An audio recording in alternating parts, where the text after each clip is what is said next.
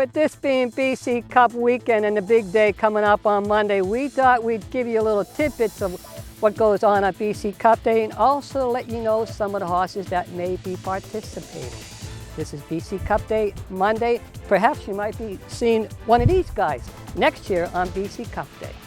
Mike, what's the importance of BC Cup Day to local horse racing? Well, it's definitely for the breeders. It's definitely an incentive for owners to own BC bred horses.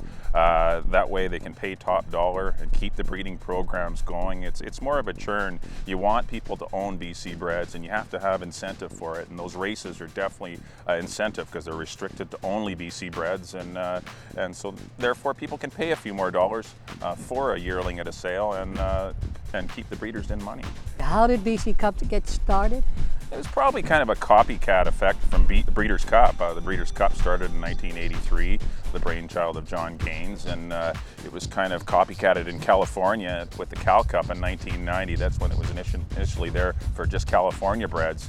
And we kind of copied it 5 years later in 1995. We saw the success of Cal Cup and of course the Breeders' Cup. So why not have a day for just our own British Columbia breds and really showcase the talent that we do have. Mike, you remember the opening year?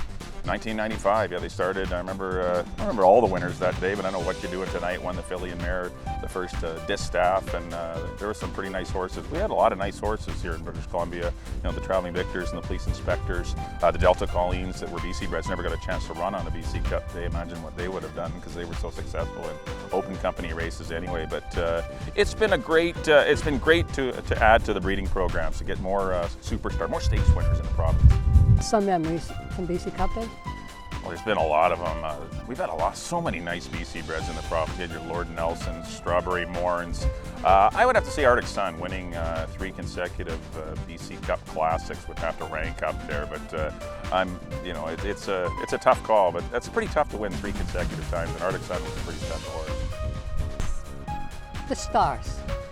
There's going to be a lot of them, and a lot of the divisions are kind of very contentious. The 2-year-olds really, I would say the 2-year-old filly, Sunnyside Gal, because she was a good second to a very nice filly called Claire Measy, who is, of course, a U.S. bred that isn't eligible. The 2-year-old colts will be wide open. I think the 3-year-old colts, too, as well as the fillies, will both be really toss-up. Good betting races, because the stake winners this year have primarily been U.S. breds in both the 3-year-old colt and the 3-year-old filly divisions. The older mares, Wanda Woman and Classic Alley Cat again, probably. That'll be a lot of fun to watch to see if she can go a mile, carry her speed rate a little bit better than 44 and 4. And the Classic, Spaghetti Mouse, he's a fan favorite. See if he can get near the $1 million. He certainly would need to if he's going to get over the $1 million to become BC's first ever millionaire. He's going to have to probably win on BC Cup Day, but he's going better. That's a contentious race. It's really tough to pick out one horse, but I guess if I had to pick one, I would pick Spaghetti Mouse just because it's in my heart to cheer for an old fella that still has some class. What can the fans look forward to seeing?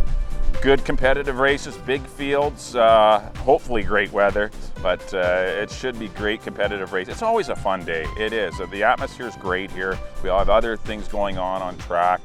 It's usually a really festive day, and the horses are just the cap of everything. It's just always a lot of fun watching the best race against the best.